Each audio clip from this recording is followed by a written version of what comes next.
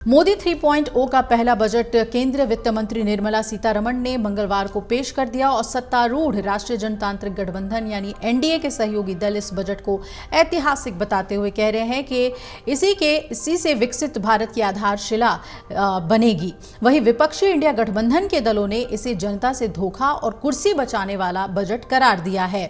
India गठबंधन budget के विरोध को लेकर जहां एकजुट दिखा, वहीं बजट के विरोध में आगे की लड़ाई पर गठबंधन में एक विभाजन भी दिखाई दे रहा है। तमिलनाडु के मुख्यमंत्री और डीएमके नेता एमके स्टालिन ने बजट के विरोध में नीति आयोग की बैठक का बहिष्कार करने का ऐलान कर दिया।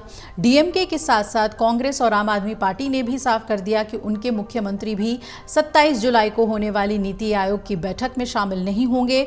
झारखंड के मुख्यमंत्री और जेएमएम नेता हेमंत सोरेन के भी नीति आयोग की बैठक में शामिल न होने की संभावनाएं जताई जा रही हैं। दरअसल केंद्रीय बजट में राज्य की हकमारी और भेदभाव का आरोप लगा इंडिया गठबंधन ने मोदी सरकार के खिलाफ अब मोर्चा खोल दिया है।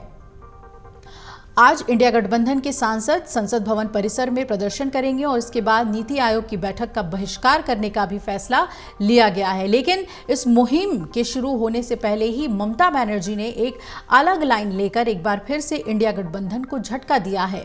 तृणमूल कांग्रेस प्रमुख और पश्चिम बंगाल की मुख्यमंत्री ममता बनर्जी ने साफ कर दिया है कि वो नीति आयोग की बैठक में शामिल होंगी।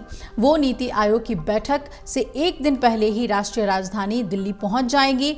हालांकि टीएमसी नेता मंगलवार शाम कांग्रेस प्रमुख मल्लिकार्जुन खड़गे के घर पर हुई इंडिया गठबंधन की बैठक में शामिल जरूर हुए, लेकिन यहां समाजवादी पार्टी ने इंडिया गठबंधन की टेंशन बढ़ा दी है। खड़गे के घर पर हुई बैठक में समाजवादी पार्टी का कोई भी नेता शामिल नहीं हुआ। इससे भी गठबंधन को लेकर अब संशय के बादल मंडराते हुए दिख रहे हैं। यहां कांग्रेस और इंडिया गठबंधन के लिए चिंता की बात इसलिए भी है क्योंकि ममता बनर्जी और अखिलेश यादव कई मोर्चों पर साथ दिखाई देते हैं, एक दूसरे का समर्थन करते हैं। इन दोनों की मुलाकात हाल ही में मुंबई में हुई थी और इसके बाद अखिलेश यादव ममता बनर्जी के बुलावे पर बंगाल में शहीद रैली में भी शामिल हुए थे। दरअसल तृणमूल कांग्रेस और समाजवादी पार्टी के दो बड़े राजनीतिक दल हैं जिन्होंने लोकसभा चुनाव में अपने बूते अपने अपने राज्यों में बेहतरीन प्रदर्शन किया और यही दो दल इंडिया गठबंधन की बाह मरोड़ने की ताकत भी रखते हैं और ममता बनर्जी लोकसभा चुनाव में ऐसा कर भी चुकी हैं। अब बजट के खिलाफ नीति आयोग की बैठक के बहिष्कार के इंडिया गठबंधन के प्लान को भी ये दल पलीता लगाते हुए दिख रहे हैं। ऐसे में राजनीतिक गलियारों में एक और सवाल अब उठने लगा है कि क्या इंडिया गठबंधन में दरार पड़ने लगी है या ये महज क्षेत्रीय दलों के निजी हितों के टकराव हैं। तो ये देखना बहुत ही अहम है कि नीति आयोग के बैठक में शामिल होने को लेकर ममता बनर्जी क्या फैसला लेती हैं।